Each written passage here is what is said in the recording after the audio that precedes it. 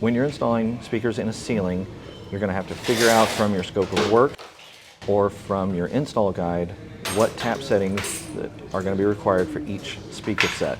If you're doing different zones, you're going to have different tap settings for different zones. So you have all these different colors that represent all the different wattages.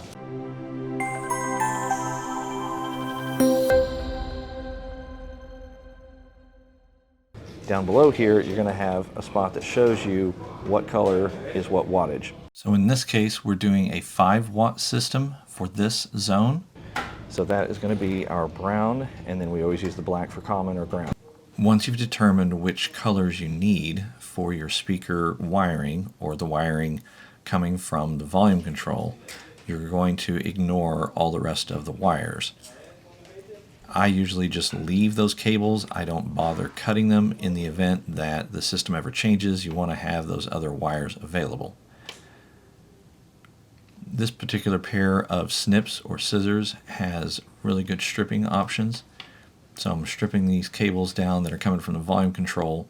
So I've got really good, smooth, and small conductors. That way they will fit when I'm tying them all together. A lot of guys will just twist these together and they'll use electrical tape. The reason I don't use electrical tape is because if there's any tension ever put on that wire and it gets pulled, then potentially that wire can come loose.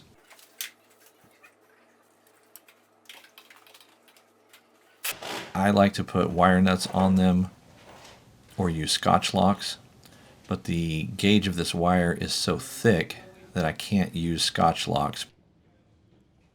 So the red conductor from the speakers I'm going to connect to the brown wire, and then the black conductor from the speakers I'm going to connect to the black wire.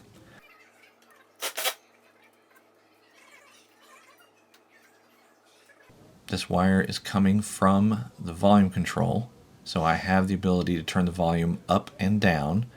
Now I'm going to go to the sound system and I'm going to test for audio. We do have audio, and the volume control works, so you can hear that it's going up and then back down. So that means that we've got our install done correctly.